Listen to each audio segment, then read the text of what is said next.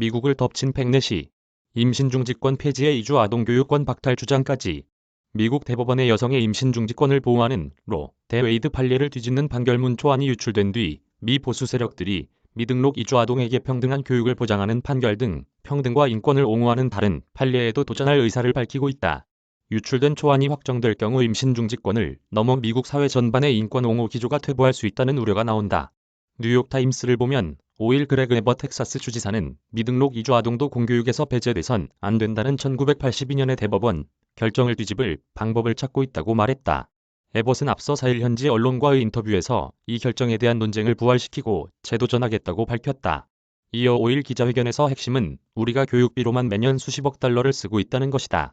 이는 연방정부 탓이며 연방정부가 이를 지불할 책임이 있다고 말했다. 그는 대법원이 이주에 대한 권한을 주정부가 아닌 연방정부에 부여한 2012년 판례를 뒤집는 것도 보고 싶다고 덧붙였다. 11월 중간선거에서 3선에 도전하는 에버슨 재임 기간 중 수천 명의 경비대를 국경 지역에 배치하고 무역을 방해한다는 비난을 받으면서도 멕시코에서 넘어오는 트럭에 대한 보안 검사를 지시했으며 32km에 이르는 새로운 국경 펜스 설치를 감독하는 등 이민자 억제를 주요 선거 전략 중 하나로 삼았으나 성과를 내지 못하고 있다는 평가를 받고 있다. 에버시 이날 문제 삼은 미등록 이주 아동 교육권 보장에 대한 1982년 판결은 학교가 이 아동들의 등록을 거부할 수 있도록 한 텍사스의 법령인 미 수정헌법 14조에 위배된다는 내용이다. 수정헌법 14조는 인종과 성별에 따른 차별 없이 미국 시민 신분을 폭넓게 정의하고 시민들은 법이 동등한 보호를 받아야 하며 적법 절차 없이 개인의 생명, 자유, 재산이 박탈되어서는 안 된다고 적시했다. 1982년 판결은 14조의 동등한 보호 보장이 미등록 이주자에게도 적용된다는 점을 최초로 명시했다. 1973년 로 대 웨이드 판결도 같은 조항에 근거해 내려졌다. 태아가 자궁 밖에서도 생존할 수 있는 시점을 임신 24주로 보고 24주 내 임신중지권을 인정한 이 판례는 임신 여성의 아이를 낳을지 말지에 대한 개인적 결정이 14조에서 보호하는 시민의 자유에 포함된다고 봤다.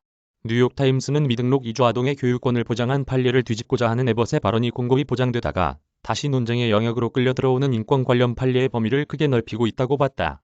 초안 유출 뒤 조 바이든 미 대통령이 다음엔 성소수자, 어린이들이 겨냥될 수 있다고 발언한 것을 포함해 성소수자와 동성혼 등 임신 중지 금지와 좀 더 가까이 연결된 것으로 보이는 권리가 축소될 수 있다는 우려가 제기돼 온 데 반해 에버스의 주장은 이를 넘어서 소수자 인권 및 자유에 대한 전반적인 후퇴가 가능하다는 우려를 낳는다.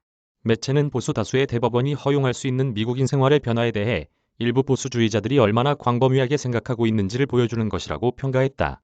유출된 초안의 힘을 받아 임신중지 반대자들은 더 강한 수위를 법률을 발의하고 나섰다. 루이지애나 하원에서는 4일 임신중지를 살인죄로 규정하고 임신을 중지한 여성이 형사 기소될 수 있는 법안이 발의됐다고 워싱턴 포스트가 보도했다. 하원 형사사법위원회를 통과한 이 법안은 이후 전체 회의에서 논의될 예정이다.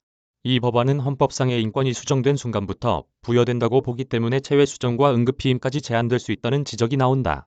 매체는 더불어 지금까지 임신중지 반대자들도 태아와 여성을 모두 보호한다는 명분을 내걸고 임신을 중지한 여성을 범죄화하는 것을 피해왔지만 이번 초안이 확정될 경우 여성 개인에 초점을 맞춰 처벌하려는 경향이 나타날 수 있다고 봤다. 루이지애나는 로 대 웨이드 판례가 뒤집힐 경우 즉시 임신중지를 불법화할 법률을 가지고 있는 13개 주 중 하나다. 오는 6월 로 대 웨이드 판결이 최종적으로 뒤집힐 경우 피임에 대한 권리까지 침해될 수 있다고 걱정하는 목소리도 나온다. 영국 언론 가디언은 임신중지 반대자들이 착상을 막는 방식으로 피임하는 자국 내 피임기구가 인공임신중절과 같다는 잘못된 주장을 펴며 특정 방식의 피임에도 반대해왔다는 점을 들었다. 매체는 착상되지 않으면 임신하지 않은 것이므로 이 기구는 임신중지를 할 수 없다고 덧붙였다. 민주당 상원의원 척 슈머는 5일 임신중지권을 연방법에 명시하는 법안에 대한 투표를 다음 주에 실시하겠다고 밝혔다. 그러나 뉴욕타임스는 이 법안이 공화당에 의해 저지될 것이 거의 확실하다고 전망했다. 미국 상원 의석 100석은 공화당이 50석, 민주당이 우호적인 무소속 의원을 포함해 50석을 점하고 있다.